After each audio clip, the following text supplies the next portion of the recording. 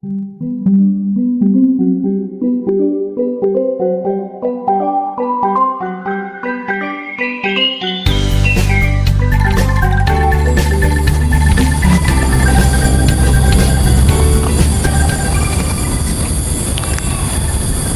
pagi, ibu bapak guru, para pendidik di mana saja berada. Dunia pendidikan itu asik loh menjadi bahan obrolan kita. Nah, saya ingin mencoba mengangkat persoalan-persoalan dalam dunia pendidikan itu dalam sebuah obrolan kampung. Ya. Rileks, santai, cukup 7 menit. Mari kita saksikan bersama. Oke, assalamualaikum warahmatullahi wabarakatuh. Para pendidik, bapak ibu guru, orang tua, di mana saja berada. Alhamdulillah pada hari ini saya bertemu dengan Pak Zulfikri. Beliau sekarang mendapatkan amanah sebagai Kepala Pusat Kurikulum dan Pembelajaran Kemendikbudristek. Nah, ini momen yang sangat berharga ya, Pak Zul, untuk bisa menyampaikan sebenarnya apa nih yang akan diambil oleh pemerintah, langkah-langkah penting dalam dunia pendidikan, karena sudah ramai sekali nih. Ya, ramai sekali nih. Kan sudah lazim ya orang bilang ganti menteri, ganti kurikulum, gitu ya. Udah biasalah seperti itu. Tetapi faktanya di sekolah kebijakan kurikulumnya berganti-ganti. Tapi kok di sekolahnya begitu-begitu juga gitu ya. Nah, ini saya ingin konfirmasi nih ke Pak Zul. Benar nih mau ada perubahan kebijakan kurikulum nih. Gimana Pak Zul? Siap. Assalamualaikum warahmatullahi wabarakatuh nih Pak Haji. Ini Bapak Ibu para pendidik yang berbahagia.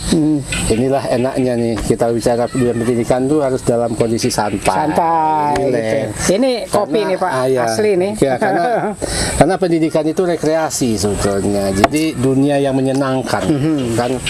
Nah, kalau misalnya dunia pendidikan itu tidak terjadi anak tidak bahagia, tidak menyenangkan, berarti ada yang salah, Pak. Jadi yang salah itu apa? Kurikulumnya, ganti menteri, ganti kurikulum, gitu. Itu memang salah itu. Harusnya ganti siswa, ganti kurikulum. Oh gitu ya. Jadi kurikulum itu mengikuti siswanya. Mengikuti siswa. Oke. Nah, sekarang selama ini dibalik. Anak harus mengikuti kurikulum. Oh gitu ya. Nah, ini mengingkari sunatullah. Oh gitu. Jadi yang terjadi selama ini yang menjadi patokan tuh kurikulumnya. Kurikulumnya. Bukan kemampuan anak. Bukan anaknya. Loh, jadi sekarang perubahannya bagaimana? Akan mengarah ke sana. Nah, gimana itu? Sekarang ini kurikulum dikembalikan ke tempatnya. Oke. Nah, tempatnya kurikulum pada tempatnya sebagai alat atau jalan yang disiapkan untuk semua anak, agar anak menemukan jalannya sendiri. Oke, sebentar. Berarti kurikulum itu jalan yang harus ditempuh anak. Jalan yang harus ditempuh anak untuk menuju dewasa, menjadi manusia yang dewasa, gitu. Tapi kan anak berbeda-beda, Pak. Nah, kondisinya. Justru itu, bayangkan anak yang berbeda-beda tapi jalannya sama. Oh ya. Itu mengingkari sunatullah juga itu. Itu ingat kata Engku Safai. Engku Safai itu ketika kurikulum itu diseragamkan untuk semua anak dimanapun berada, itu akan mengingkari kodrat keberagaman manusia. Nah, berarti kan sunatullah lagi yang diingkari. Jadi dunia pendidikan mengingkari sunatullah, berarti dia mengingkari maknanya sendiri. Kan gitu persoalannya. Tetapi berarti selama ini kebijakan pemerintah juga dong Pak. Kan yang menetapkan kurikulumnya sama. Nah, makanya pemerintah sekarang bertobatnya. Menyadari itu. Makanya dikasih kemerdekaan. Jadi terkait dengan pertanyaan tadi. Iya. Tahun 2022, tahun ajaran 2022 tidak ada kurikulum nasional baru. Tidak ada kurikulum baru yang berlaku secara nasional kecuali yang sekarang berlaku. Jadi tidak ada sebenarnya perubahan kurikulum di 2022. Nah, kalau tidak ada perubahan berarti kita mengingkari sunatullah lagi. Jadi bagaimana ini? Wah, ini semakin bingung ini. Nah, coba. Artinya perubahan akan terjadi. Perubahan itu memang suatu ketentuan yang harus. Itu kenapa? Karena tiap hari juga kita berubah. Baik. Saya ketemu Pak Haji sekarang ini bukan Pak Haji yang tadi. Oke, ya sudah berubah. Sudah berubah. Oke. Nah, kan? Makanya dibilang ketika anak sudah berubah, kurikulumnya juga berubah. Iya, iya, Nah, iya. jadi persoalan sekarang yang kita maksud kurikulum itu apa? Ya, ya, ya. Selama ini kan kita terpaku kepada dokumen kurikulum dan semua yang tertulis dalam dokumen kurikulum itu. Ya, kurikulumnya itu sebagai dokumen, catatan gitu ya, Pak? Dokumen, catatan, dan dia benda mati. Benda mati, betul, Benda mati. betul. Iya kan? Betul. Dan begitu dia dituliskan sebagai Ya. benda mati, saat itu juga ditinggalkan oleh dunia nyata.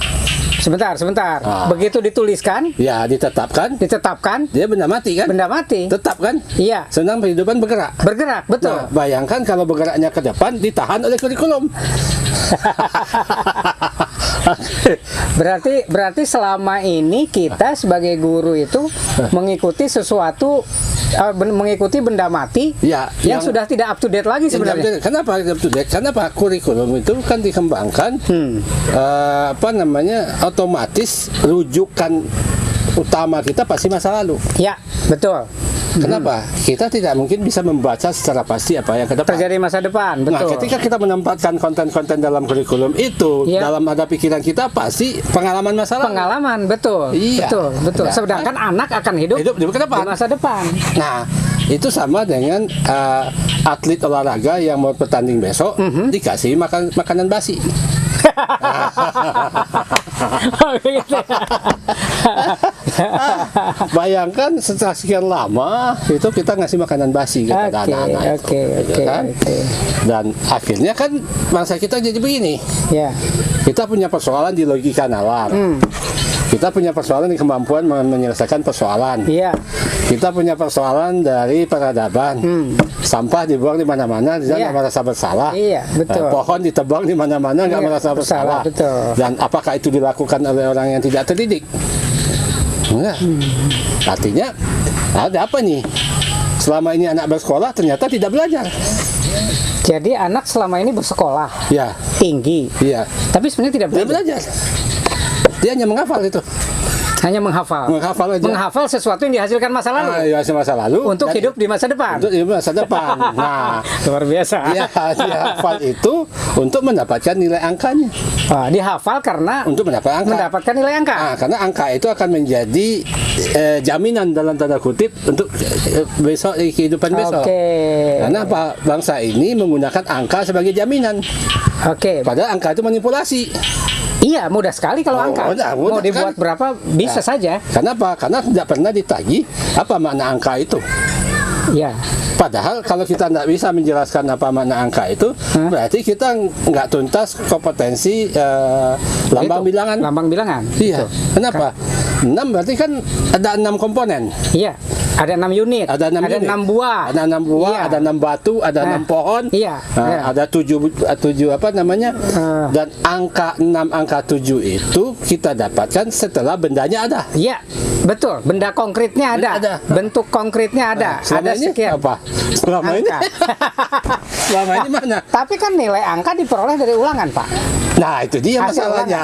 ulangan 10, Nah, betulnya 7, nilainya 7. yang diambil itu 7-nya aja. 7-nya, betul. Mana yang salah, mana yang benar kan tidak diambil. Nah, nanti baru belakangan dideskripsikan. Iya. Nah, jadi kalau sudah dideskripsikan belakangan, angkanya dapat duluan, dideskripsikan belakangan, ya asal ingat saja kan. Betul. Tapi kan itu karena kurikulum, Pak. Nah, itu dia.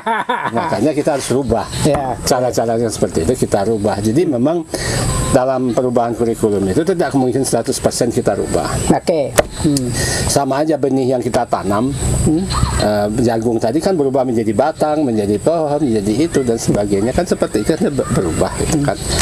Nah, tapi kan berubahnya itu kan sesuai dengan arah kodratnya.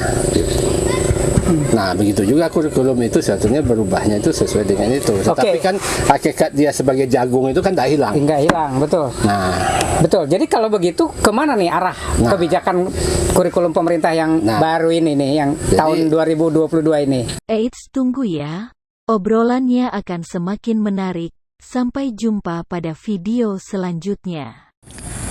Nah, Ibu Bapak Guru, para pendidik di mana saja berada, ini obrolan bakal seru ini. Kalau kita tangkap nih ya, kelihatannya akan ada kebijakan baru ya terkait dengan kurikulum. Tetapi apakah kebijakan itu akan menyebabkan implementasi kurikulum di sekolah berubah? Mari kita simak perbincangan selanjutnya.